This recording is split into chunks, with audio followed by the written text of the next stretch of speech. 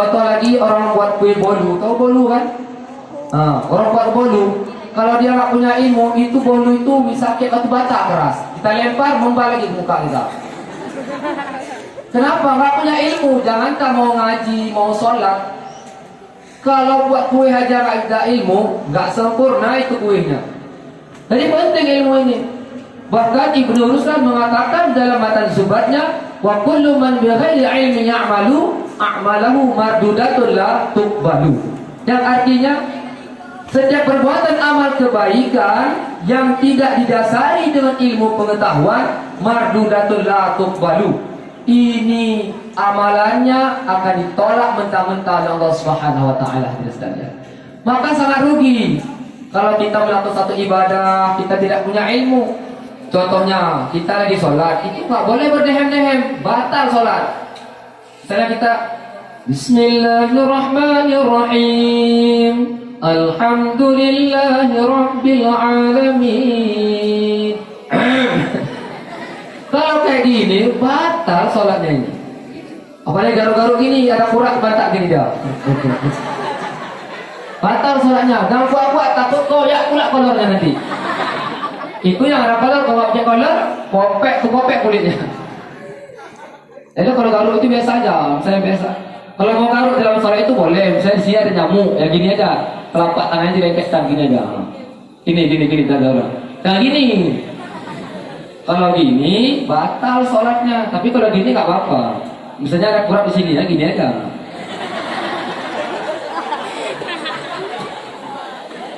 Ini benar ini, walaupun saya buat lucu tapi benar. Tadi kalau ada nyamuk-nyamuk di sini mungkin ada nyamuk-nyamuk yang nakal gitu kan.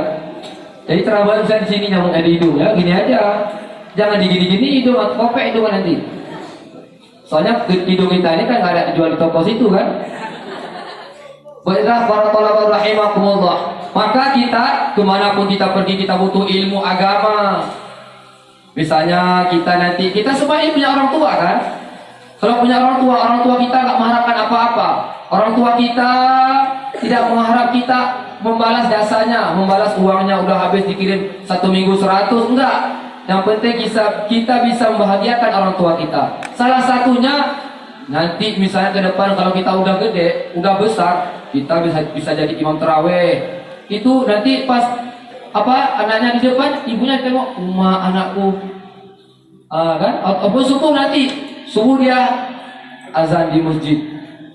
As-salatu khairum minan naum. Mama itu bangun ya. Suara anak siapa itu bagus sekali. Itu anak tetangga yang kita sampai samping itu. Baru nyesal umat, nyesal kali aku. Kenapa kemarin aku bawa tempat dia juga, kedaya juga. Itu baru nyesal orang tuanya. Jadi kita yang sudah ada di sini harus rajin-rajin belajar, harus pintar. Kan tadi malam saya sudah ceritakan kenapa bisa saya naik pesawat gratis. Orang bayar saya gratis. Kalau kita naik tiket itu berapa bayarnya? Masa dulu itu 400.000 kalau nggak salah. Nah, itu namanya hujan. Kalau bahasa Inggrisnya apa? Rain. Hujan kan? Ini apa namanya hujan di siang bolong. Ini bukan siang bolong, di pagi yang bolong. Karena kalau bolong ini hujannya nggak jatuh bawah nih, tertampung. Bolong akan jatuh bawah. Baik, para thalabah rahimakumullah. Ya, kita yang sudah ada di sini jangan banyak tidur, jangan banyak bengong. Dijelaskan dalam kita ta'lim. Kalau kita makannya terlalu kenyang, maka hafalannya sulit masuk ke dalam otaknya. Capek, kita nggak paham. Kenapa? Nggak paham. Rupanya udah penuh perutnya. Kalau gurunya kekenyangan, muridnya kekenyangan, ini nggak dapat ilmu. Jadi apabila seorang guru memberikan suatu ilmu ataupun pengajaran kepada anak muridnya, kalau anak muridnya nggak paham, ini ada dua kesalahan. Kalau bukan si gurunya terlalu kenyang, anak muridnya yang terlalu full perutnya.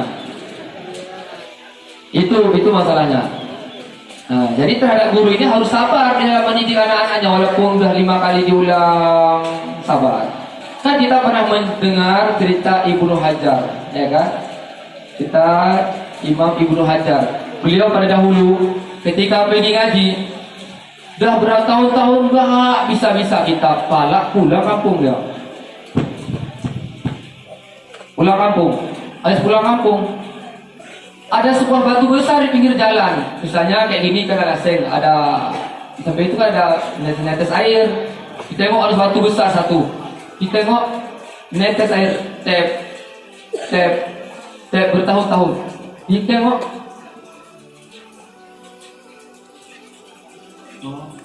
kia gantung aja udah putih. Kan menetes-netesnya airnya, menetes tap. Jadi tengok nama Imam Ibnu Hajar ini waktu itu beliau belum masih orang biasa, masih belum apa kan. Kita tap netes ya. Terbayang dia di pikirannya, masa air yang begitu lunak, batu begitu keras, bisa dalam ini batu. Gini dah batunya udah. Menetes air bertahun-tahun, tap sedikit. Batu yang keras saja bisa dalam, udah kayak lesung. Bukan lesung pipi. Lesung tepung itu, tahu kan jingki. Udah dalam kayak itu dah. Habis itu dia terbayang, mak, batu yang keras aja kena air sedikit yang begitu lembek, begitu lunak, bisa jebol ini batu. Masa kepalaku yang begini, yang nggak keras seperti batu nggak bisa. Ya udahlah kalau gitu, balik aku lagi ke Dayak. Baliklah ini Imam Ibnu Hajar lagi masuk pesantren sehingga beliau tamat mengarang sebuah kitab. Jadi beliau begitu mengambil satu pelajaran pada air hujan dan batu. Jadi ilmu itu diibaratkan air hujan, sedangkan kepala itu diibaratkan dengan batu. Jadi ilmu ini walaupun kita nggak pintar, kalau setiap hari diasah, nggak bisa, ulang lagi, nggak bisa, ulang lagi. Jangan mentang-mentang udah nggak bisa, dah capek, ulang nggak bisa, mampus lah itu. Jangan. Ilmu itu dikatakan ilmu itu berkata seperti ini. Apabila kalian mencariku 100%, bersungguh-sungguh mencariku 100%, maka aku akan memberikan sedikit dari diriku. Jadi ilmu itu dia nggak mau ngasih banyak-banyak untuk kita. Sungguh-sungguh kali kita cari dapatnya sedikit. Kalau nggak sungguh-sungguh dapat apa? Dapat debunya. Debu itu apa? Kan debu itu nggak bagus, bagaikan debu-debu yang menempel di dinding rumah, ya kan? Itu nggak bagus. Kenapa? Nanti pas ada angin, hembus sana dia, hembus ke sini.